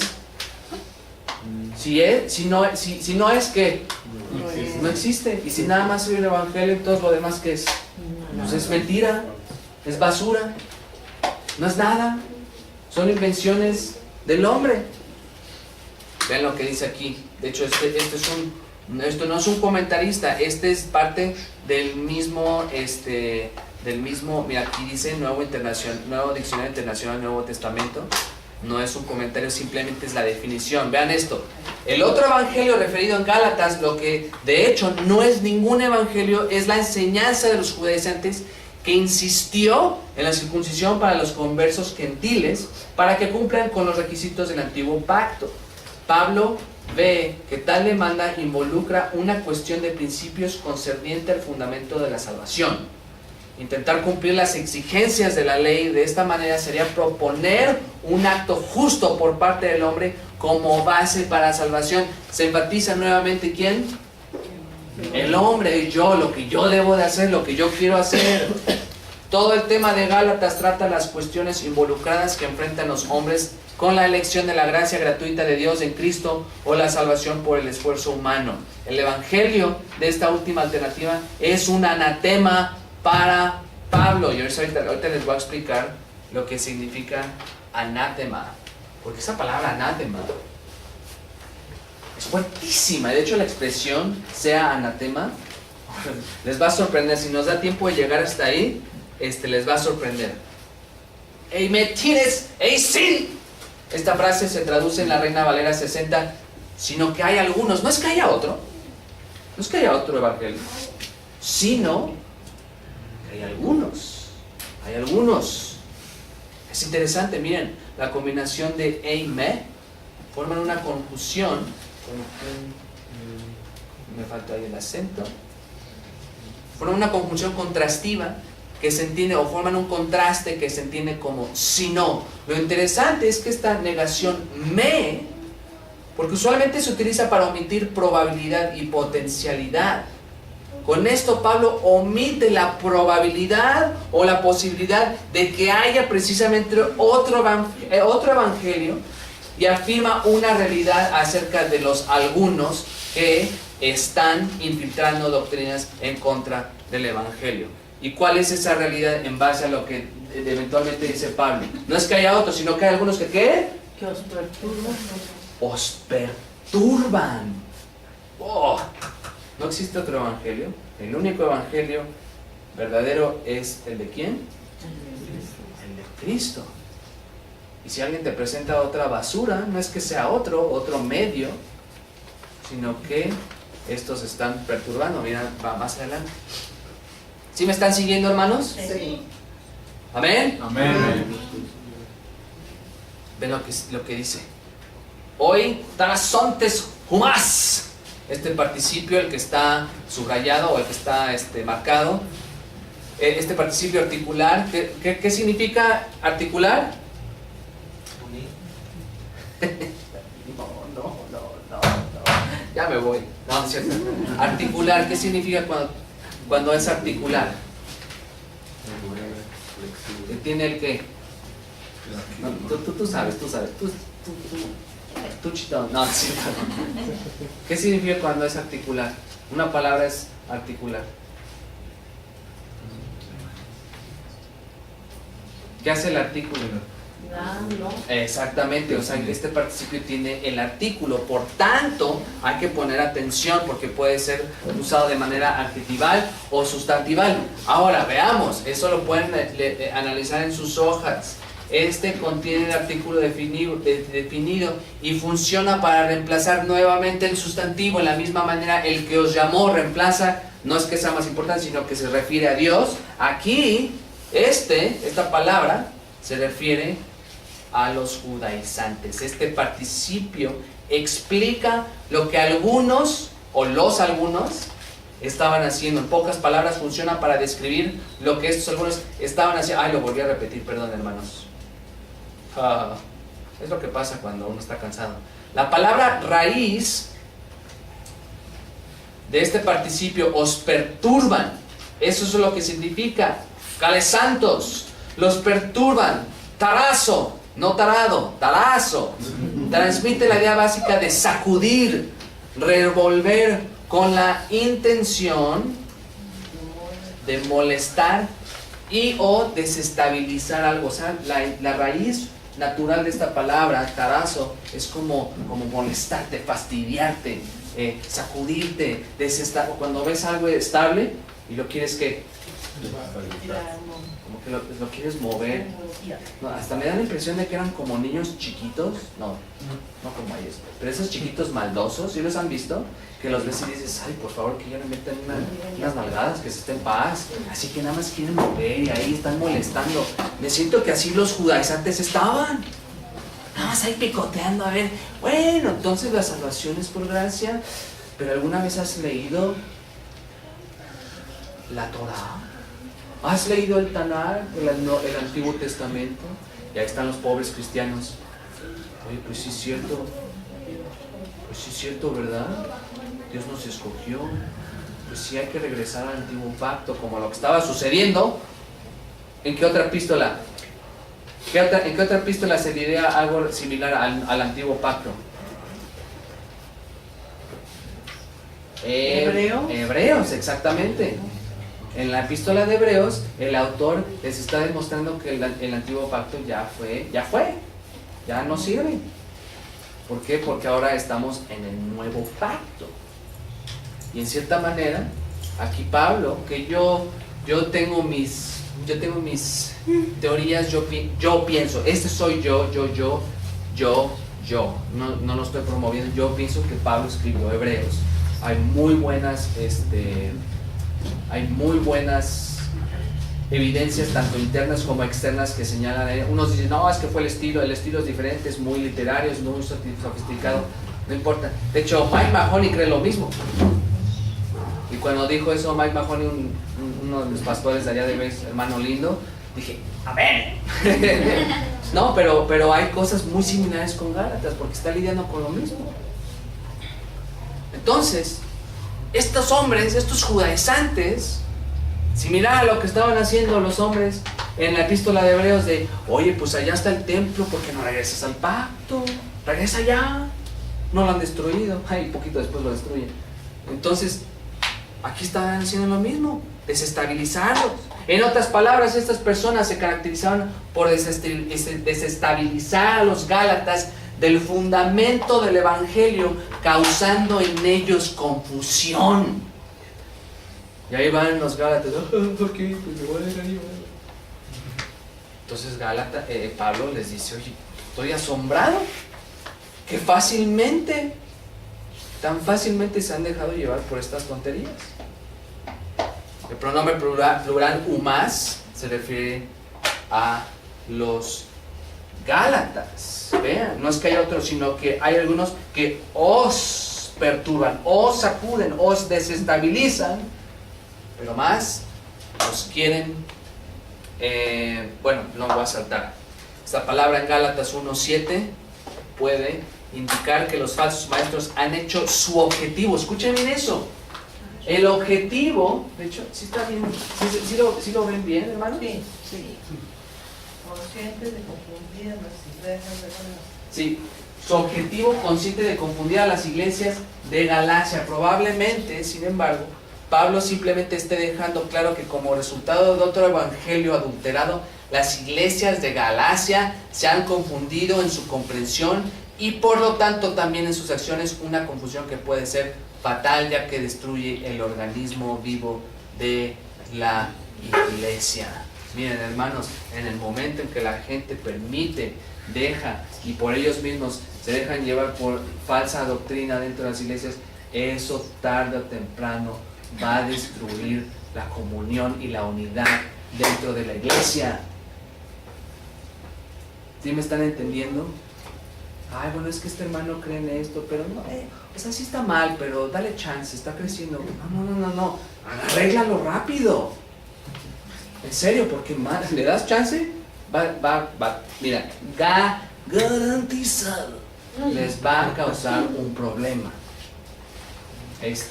Teníamos un hermano, bueno, yo espero con todo mi corazón que sea hermano, no lo creo, pero teníamos un joven en la iglesia allá en la Ciudad de México que lo que hacía él, enseñaba a algunos jóvenes y empezó a enseñar que el infierno no existía.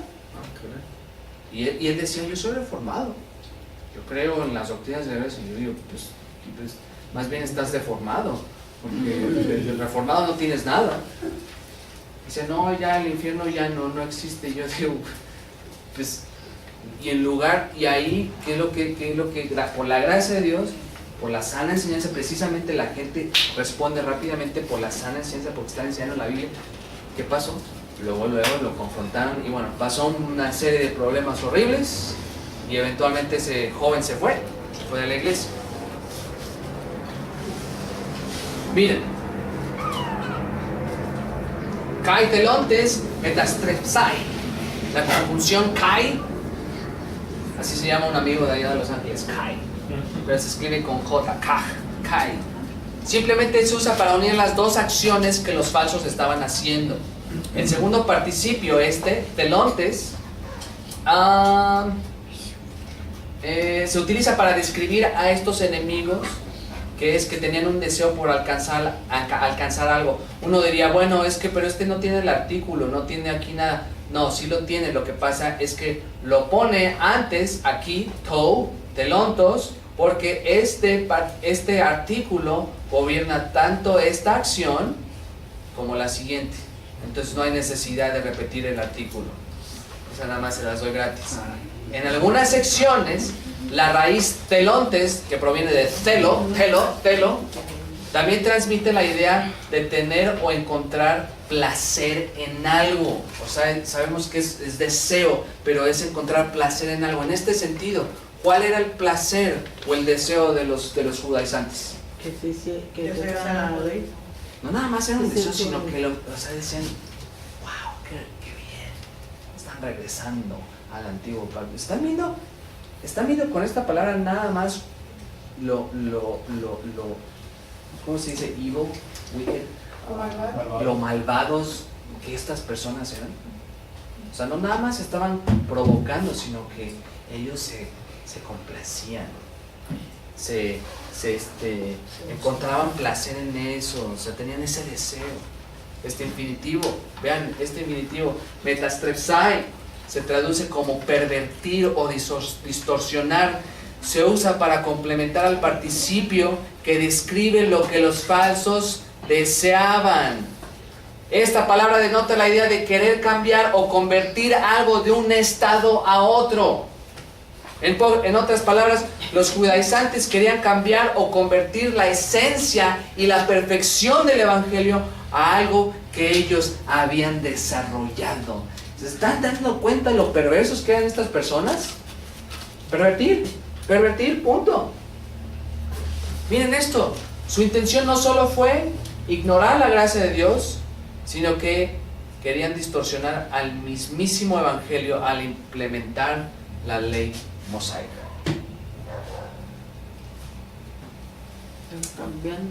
Estaban cambiando toda la doctrina, o sea, en pocas palabras estaban diciendo, Cristo no es suficiente. Es eso lo que estaban haciendo. No, nomás era una costumbre. No, era todo. Era algo que se veía que estaban enfocados en hacerlo de una manera determinada. Y eso lo vemos a través de los hechos, cómo los judaizantes continúan siendo una amenaza a los cristianos. Entonces, ¿y qué querían pervertir? ¿Qué era lo que ellos querían pervertir? El evangelio. ¿El evangelio de quién? De Cristo. El evangelio de Cristo.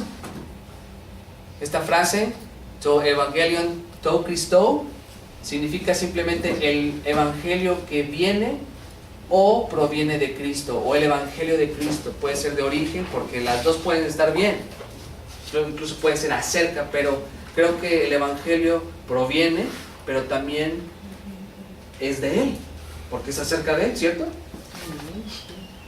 Ambos se pueden entender de esta manera, ya que los dos son en referencia a Cristo y el evangelio. ¿Cuántos comentarios utilicé para explicar esto? ¿Cuántas confesiones de fe necesité usar para explicar esto? Ni una. ¿A cuántos eruditos tuve que consultar para decir esto? Bueno, obviamente en el diccionario, pero últimamente, ¿qué es lo que les expliqué lo que les acabo de explicar ahorita? Puro texto. ¿Y se están dando cuenta cómo nada más el texto habla por sí mismo? Esto no es exposición, esto nada más es exégesis, es interpretar o explicar lo que dice el texto en su lenguaje original. Hermanos, es por eso que es tan importante que entendamos qué fue lo que escribió el Señor. Pero nuestra tendencia siempre es, como lo que les decía, vamos a ver qué es lo que dice aquí tal comentarista, tal libro de teología. Mira, son útiles esos libros, esos escritos, pero lo principal que tenemos que estudiar es la escritura, hermano. Le decía a Neil, ¿saben cuánto tiempo me llevé en escribir todo esto? Y no lo digo porque, nuevamente como él, sino para que se den cuenta de la cantidad de tiempo que esto requiere. ¿Cuánto creen que me tardé nada más en escribir estas páginas? Lo que acabamos de ver ahorita. Fueron 2 versículos. Un mes. No, un mes no. ¿Cuántas horas? 5. Me tardé 8 horas en hacer nada más 2 versículos. Y eso que pude haber exprimido más. Hermanos, especialmente a los varones, si ustedes quieren estar en el ministerio, esto es cosa seria. Y lleva tiempo. Como lo que decía David Alan Black, todos los detalles del lenguaje están inspirados. La voz, el tiempo, ¿qué más? ¿Qué más les dije? La voz, el tiempo, el modo, ¿qué más? Dativos. El caso, exactamente. Todo eso. Y no podemos llegar, se está refiriendo ahí a mujer o hombre, pues no importa, pero es la palabra de Dios. Oye, ¿cuántas personas? No importa el número de personas, lo que importa es nuestro amor al Señor. Ay, por favor, no se aflojo, estudie la palabra. Y hermanos, si ven esto, esto es serio. Y miren, mañana vamos a ver los otros 2 versículos, además de otros versículos. Miren, nada más eso. Y eso nada más son 2 versículos. Entonces, esto les digo, hermanos, es serio esto. Y requiere disciplina, requiere trabajo. ¿Es cansado? Sí es cansado. Pero cuando ustedes empiezan a ver cómo el texto cobra todavía más luz, cómo se clarifican muchas cosas, es un deleite increíble. Se me fue tan rápido el tiempo que ni lo sentí. Nada más me dio tiempo para tomarme un café. Y eso que estoy tomando todo el café todo el día. Bueno, o sea, ya no sé por qué lo dije, pero bueno. Amén. ¿Algún comentario, alguna pregunta? ¿Alguna confesión? Miren, hermanos, si pueden hacer otra cosa, aparte del ministerio, mejor hagan eso. Porque el ministerio te va a demandar mucho tiempo. No nada más el estudio. Imagínense, los pastores, o pastores como líderes, no nada más es esto. Tenemos que lidiar con familias, con problemas de la iglesia. O sea, es un estilo de vida. Esto no es un juego, hermanos. Entonces yo les recomiendo que oren mucho y que se den cuenta que ay, pues es que ¿cuánto tiempo te tardaste en hacer tu sermón? Ah, pues ahí hice un sermón en media hora y lo descargué de un lugar y pues... No, hermanos, es serio esto. Preguntas, dudas, comentarios, Hermano, confesiones, sí. Allá primero y después acá. ¿no habrá un libro como el de griego para alumnos? Gracias por preguntar, absolutamente sí. De hecho, créaslo o no, en Honduras iba a decir, en YouTube hay videos, pero a veces es difícil. Yo te voy a decir esto, hay libros que los puedes encontrar en internet, en Amazon, en español. No estoy muy seguro. ¿Tú has visto, Alejandro? Hay algunos que recomienda Larry Trotter, que están en su página para apoyo, pero son muy básicos. Creo que Daniel debe saber más sobre... ¿Compraste? ¿Este está en inglés el que compraste, el que acabas de comprar, o en español? ¿Y si es para enseñarte cómo leer y estudiar griego? El primero que compré. Ajá. ¿Está en español? Es uno que se llama, del escritor David Adam Blight. ¿Introducción a qué? Al griego.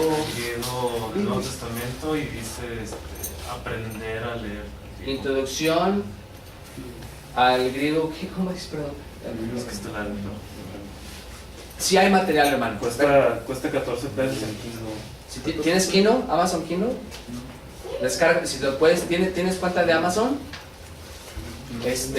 Sería bueno que la hicieras, porque lo puedes descargar ese y te cobran 14 pesos. Amazon Kindle. Bueno, descargas, primero haz una cuenta. Una tableta. ¿Tienes algún iPad? No, en el celular. O en el celular o tu computadora.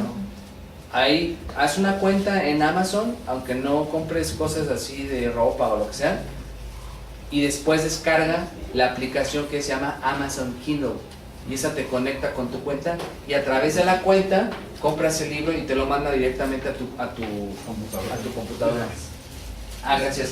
Se llama Aprenda a leer el griego del Nuevo Testamento. Aprenda a leer el griego del Nuevo Testamento. Sí, es el que usábamos. ¿El Nuevo Testamento? Sí, aprenda a leer el griego del Nuevo Testamento. Y viene con léxico, viene con palabras clave que te debes aprender. Es muy bueno este libro. Yo lo tengo, pero lo tengo en inglés. Está en descuento, por eso pero no sé si sigue. ¿A 14 pesos o $14? No, 14 pesos, pero es porque estaba en descuento, no sé si todavía está. Así que pide que nos traigan y ya que nos pida uno, ya que está ahí. Bueno, es digital. Pero, ojo. Alejandro. Hay una serie en YouTube en español de un curso básico por Larry Trotter, un buen pastor, que explica todo lo que es lo básico y esencial del griego, y los recursos en inglés los traduce para poderlos facilitar. Larry Trotter, ¿te pasas la página? ¿Cómo se llama? En YouTube viene Larry Trotter, curso de griego, parte 1. ¿Sí lo escucharon? Curso de griego, parte 1 por Larry Trotter. Yo les recomiendo a los que más tengan el deseo de estudiar, les recomiendo que se hagan de los documentos, herramientas de lingüistas o lingüísticas, gracias, las que más puedan, porque eso va a enriquecer el entendimiento. Hermanos, como decía, miren, el Señor me permitió estar en el seminario 7 años, y si no hubiera sido por la gracia de Dios, yo no podría hacer esto. Jamás. ¿Saben qué estaría haciendo yo? Yo creo que en un grupito ahí cristiano y viendo un partido. No estaría. No. El partido de noche. Partido de las Chivas. Con el Liverpool. Mañana juega el Liverpool, Tenemos que ver. Sí, hermanos, lo siento, no puedo salir con nadie. Mañana Todavía no. Mañana no hay estudio. Mañana no hay estudio. Todavía está a 15 pesos. Todavía está a 15 pesos el libro ese te lo recomiendo. Usualmente herramientas así de lenguajes, usualmente son mejores tener el libro físico porque puedes rayar sobre entonces, en eso también, no sé, a lo mejor soy yo, pero aún así yo sí te recomiendo. ¿No se puede imprimir entonces? Aquí no. ¿No puedes imprimirlo? No, no da opción. ¿No da opción de impresión? Hackear, no, no es cierto, no es cierto, no es cierto. Pero luego te dijo el hermano,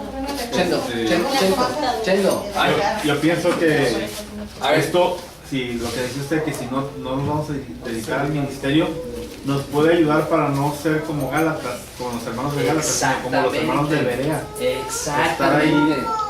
Revisando cualquiera que venga con doctrina que no es. Es como el otro día, ¿se acuerdan el ejemplo que les dije de en el principio era el verbo y el verbo? O sea, como los testigos de Jehová dicen, pues es que aquí no está el artículo. Si conocemos y entendemos cómo funcionan ciertas reglas gramaticales, tú puedes decir ahí, mira, discúlpame, no es por ser arrogante, pero tu entendimiento de aquí del texto griego está mal porque ya explica. O sea, el problema es que, es como les digo, hermanos, ya estamos en tiempos, y se los digo en serio, estamos en tiempos en los que necesitamos pasar de hacer nuestros devocionales estilo kinder, perdón que no lo digo por ofender, estilo kinder, mis 15 minutitos de lectura, una hora nada más ahí leyendo y sin realmente, no, es tiempo para ya estudiar y detenidamente leer aunque un versículo te lleve horas, mejor que lo entiendas bien y decir, ¿qué es lo que dijiste aquí, Señor? Y si hay, y yo ya al final, cuando nos vayamos, yo les voy a recomendar, porque hay softwares, hay páginas gratis para hacer exégesis, pero lo malo es que están en inglés. Pero lo bueno es que pueden copiarlo, pegarlo en el Google Translator, en el traductor. Y yo estoy sorprendido, yo uso Google Translator para no hacerlo todo a mano. Traductor. ¿Qué dije? Translator. No, el traductor de Google es buenísimo. Hace unos años no era tan bueno, era así como que te lo traducía todo abstracto, todo seco. Pero ahorita hasta ya te lo traduce. O sea, hay gente que ha contribuido y lo traduce muy, muy bien. Entonces, hermanos, honestamente no hay excusa. No hay excusa. ¿Alguna pregunta más? Ya. Bueno, pues vámonos a cenar. Los que vayan a ir, no sé quién va a ir. ¿Sí vamos a ir o ya no? ¿Sí? Sí. No sé. Bueno, vamos a orar rápidamente. No, los niños no cenan. Lo siento. Es cierto, estoy jugando, claro que sí. Vamos a orar, hermanos, ¿sale? Dios Padre, te damos gracias por tu gracia, gracias Señor, porque solo proviste por un medio para salvación, que es tu Hijo Jesucristo. Ayúdanos a no caer en el error de los Gálatas que ellos mismos permitieron.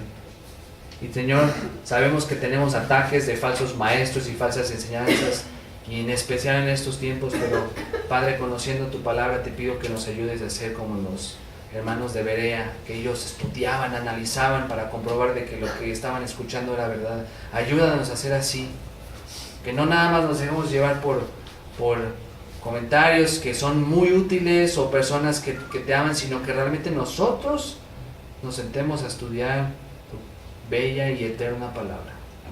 Gracias, Señor, gracias por este privilegio, y te pido, Señor, que esta clase siga siendo de bendición a mis hermanos, porque últimamente estamos aprendiendo nada más de ti, acerca de ti y para ti. Gracias, Señor, en nombre de Cristo Jesús. Amén. Dios les bendiga, hermanos. Nos vemos mañana.